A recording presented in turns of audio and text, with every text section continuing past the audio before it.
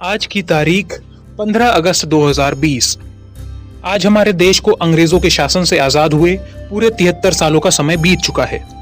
आज के दिन को हम में से ज्यादातर लोग एक आम छुट्टी वाले दिन की तरह ही मनाते हैं, जहां सुबह उठकर सबसे पहला काम होता है लाल किले पर होने वाले प्रधानमंत्री के भाषण को सुनना और फिर कभी उन्हें कोसना तो कभी उनकी तारीफ।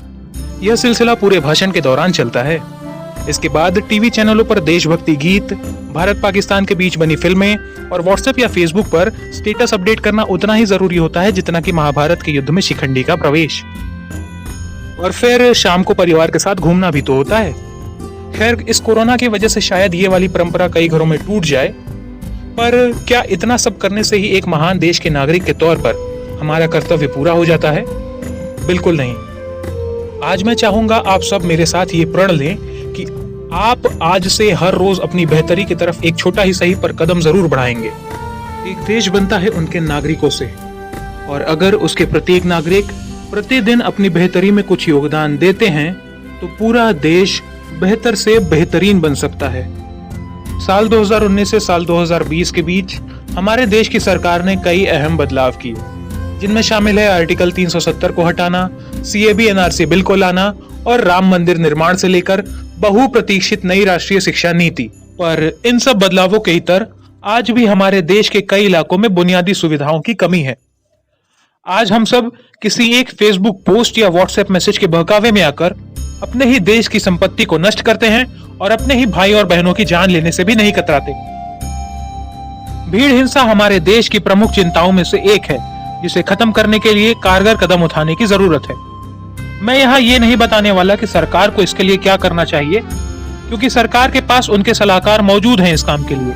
मैं यहाँ ये बताना चाहता हूँ कि हम क्या कर सकते हैं हमारे देश के इन बुराइयों से निपटने के लिए। आज हमारे देश में पश्चिमी संस्कृति और पश्चिमी सोच के गुलाम कुछ लोग हर बात पर इस देश की कमियां निकालना और बुराइयां करना शुरू कर देते हैं।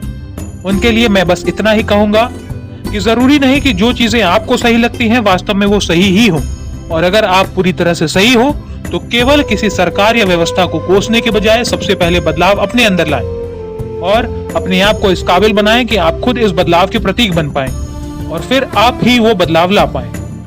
महात्मा गांधी जी की ये quote, be the change you wish to see in the world, हमें यही सिखाती है। आज हमारे देश में एक अपराधी कई पुलिस वालों को मारने के बाद जब पुलिस की गिरफ्त में आता है तो उस समय भी उसकी अकड़ वही अपराधियों वाली ही होती है।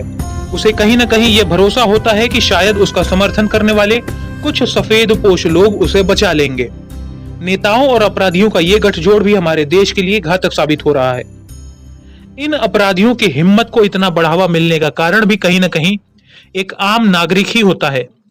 अपराधी किसी हम में से पिछड़े हुए या समाज द्वारा दबाए जा रहे लोगों की छोटी मोटी मदद कर देते हैं और फिर हम ही उन्हें अपना मसीहा बना लेते हैं। इसके पीछे छुपे उसके काले मंसूबों की बात तो हम कभी सोचते ही नहीं। हमें तो ये लगता है कि अगर वो 4 लोगों को मार रहा है तो क्या हुआ, उसने हमारी बिटिया की शादी में इतने रकम दिए थे, हमारी मदद तो वो हमेशा करता रहता है। हमें हमारी इसी सोच को बदलने की भी जरूरत है। महाभारत में भी दुर्योधन ने कर्ण की इसी सोच का फायदा उठाकर बहुत सारे पाप किए थे। भारत के नागरिकों के लिए भारत के संविधान में कुछ जिम्मेदारियां और कुछ कर्तव्य तय किए गए हैं। इन कर्तव्यों की लिस्ट आप अपनी स्क्रीन पर देख सकते हो।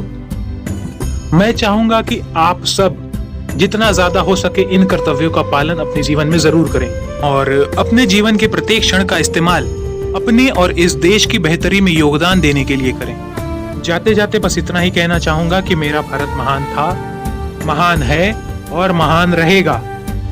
माना कि थोड़ी कमियां जरूर हैं हमारे देश में, पर जिस प्रकार किसी परिवार में हो रही दिक्कतों का सामना सारे परिवारजन मिलकर करते हैं, उस दिक्कत को दूर करने का उपाय सब मिलकर सोचते हैं, उसी प्रकार हम सबको मिलकर इस देश को बेहतर से बेहतरीन बनाने में अपना योगदान देना होगा।